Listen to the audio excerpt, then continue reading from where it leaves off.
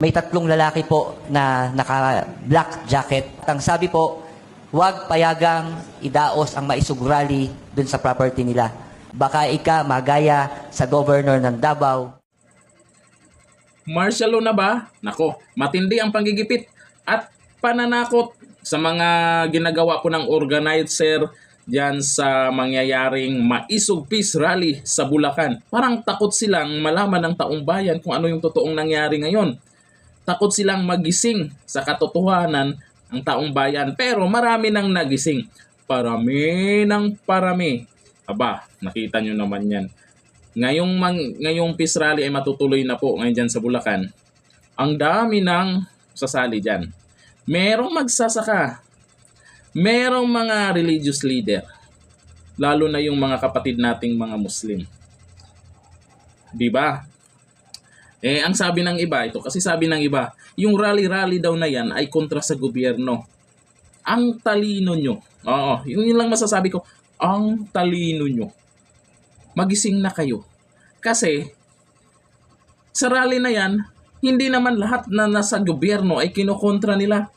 Sa totoo lang, maraming nasa gobyerno ay suportado nila.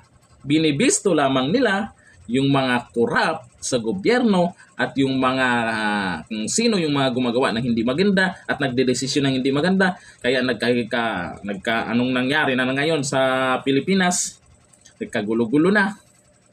Wala pa ring pakialam kung marami nang nagugutom, dinaan lang sa ayuda, pang ilang araw, pagkaubos, wala na, gutom na naman. Kaya ito, tingnan nyo naman yan. Kala nyo, takot sila na magkaroon ng ganyan. Naaayon sa batas ang ginagawa nila dyan. Kung ano yung kailangan, permit o kung anong hinihingi, nakipag-cooperate dyan sa lugar.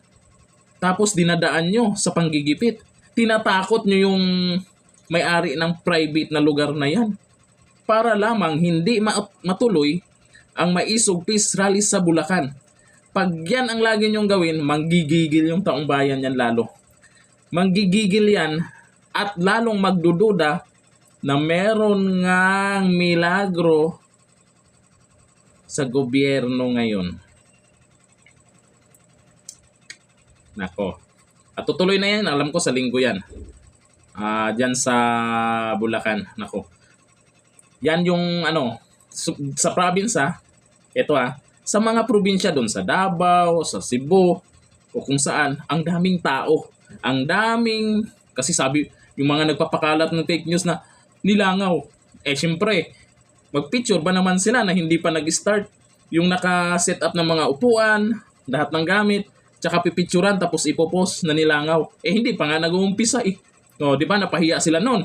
Kasi siyempre, may mga vlogger po tayo na naglabas talaga ng totoong pangyayari, pahiya sila.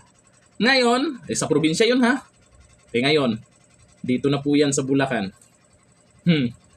Langaw-langaw pa sinasabi nyo. Sige nga, sabihin nyo nga ulit na nilangaw ang Peace Rally. Maisog Peace Rally. O sige nga, baka naman sa 28 pa yung Peace Rally, baka ngayon pa lang sinabi nyo lang nilangaw. Wala pa, hindi pa nag-umpisa. Matapang na ang mga Pinoy ngayon. Kung alam nilang mali, mali yan. Lalaban yan. Nako. Sus. Hanggang dito na. Thank you. Bye-bye.